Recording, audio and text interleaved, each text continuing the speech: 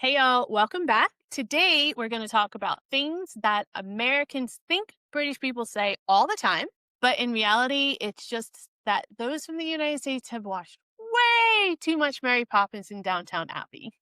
Apparently not everything that we learned about British English from TV is accurate. Who knew?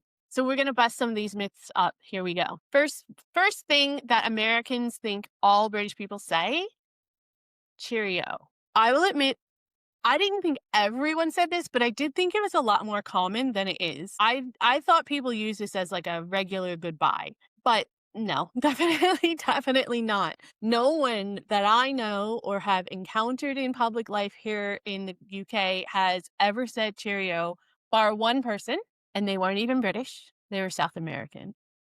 I laughed really hard both times that I heard this South American person say this because I couldn't tell for sure if it was something that they normally said or if they were just trying to like acclimatize or sound more British. And I literally had to walk away both times because it caught me so off guard. Here in the UK, as far as I know anyway, no one's walking around chirping cheerio when they're saying goodbye. I guess maybe like a grandparent or a distant relative, maybe a cartoon squirrel or something. I don't know. I have no idea where it even came from, to be honest with you, as a stereotype in our American medium and our American depictions of British people, but it just doesn't sound natural to me when I hear it. And most British people I know will just say bye or see you later or cheers mate or something like that. Cheerio is basically extinct as far as I'm concerned, as far as my limited exposure has shown. So I guess rest in peace. The next thing that a lot of Americans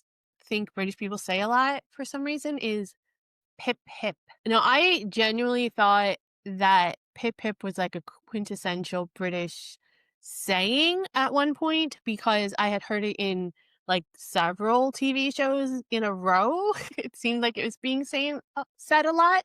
Pip pip I can't even do it properly. Pip pip good sir. Oh no, I have a terrible British accent. Anyways, yeah, no one ever says anything like that here ever. I've never heard it once, not once, since I've lived here in the UK. And I'm pretty sure that if I greeted any British person like that, they'd think I escaped from some kind of mental asylum or a time machine or an American tourist bus, I guess, from London.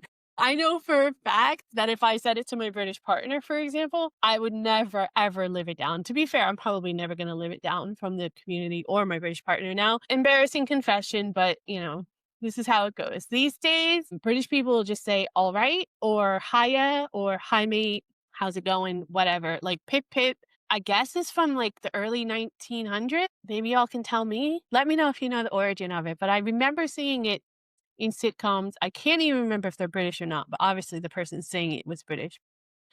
I had it always in the back of my head for some reason that people said pip pip a lot. Now I feel kind of dumb. Okay, so the next one is fancy a spot of tea. And I definitely thought this was a classic British invitation to have a cup of tea. And I know for a fact lots of my fellow Americans still think that and probably would have the same kind of culture shock around it that I have, except that now that I've lived here in the UK for a while, I've never heard anyone say spot of tea at all, let alone prefixed with fancy. Well, I mean, I don't know if they're like mocking Americans for thinking we say that if they have said it, but this is something that just seems to be a staple whenever British people are depicted in Hollywood or television shows in America, and I'm not really sure why. I mean, again, maybe it's an old expression that's died out now or something left over from that like American soldiers picked up during some of the wars. If you're a Brit and you're out there watching this, put it in the comments because this is one I definitely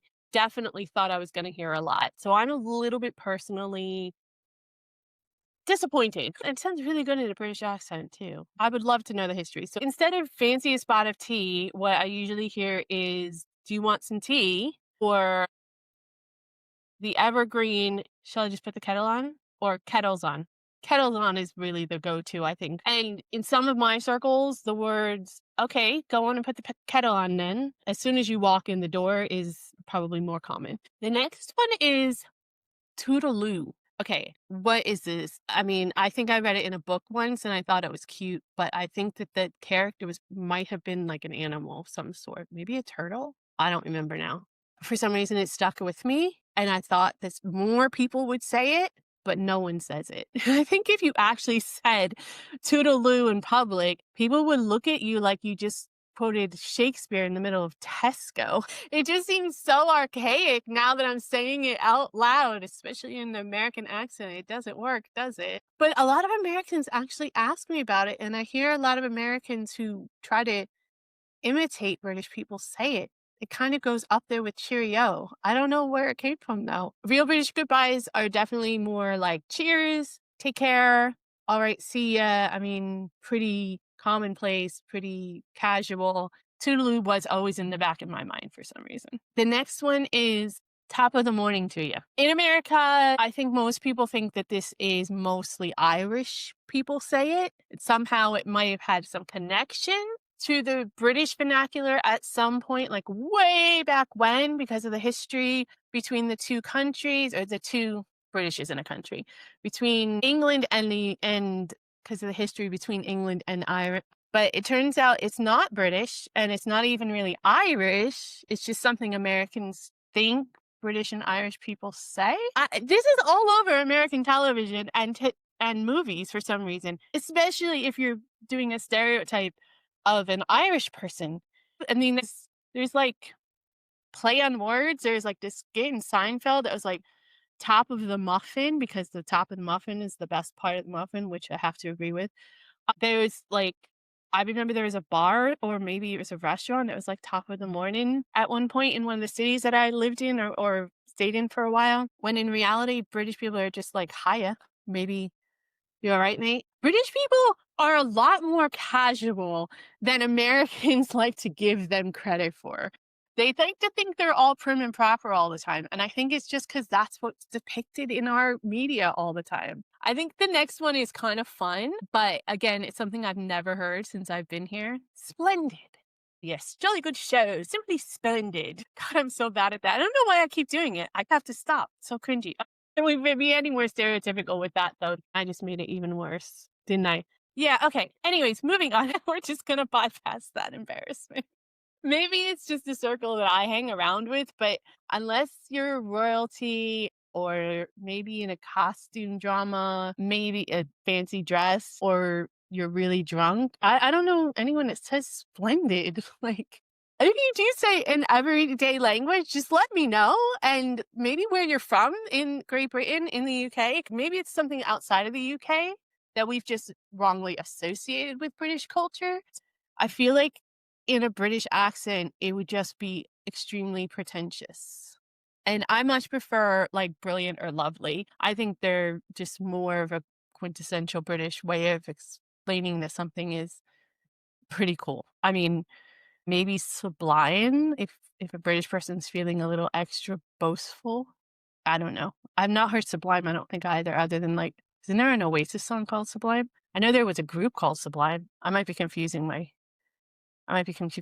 music. Anyway, let's move on to keep calm and carry on. This one is absolutely everywhere in British culture, and anywhere there's American culture that's depicting British culture or trying to emulate British culture. But no one actually says it ever. I'm not sure, but I do think it comes from the World War II culture, if I'm not mistaken. And again, correct me if I am wrong in the comments, but I think that the whole thing is more of an attitude and a mantra more than like a slogan or something that people actually say. It's really just how the British community as a whole conducts itself. If Brits say it out loud, I would think it's probably would be more sarcastic.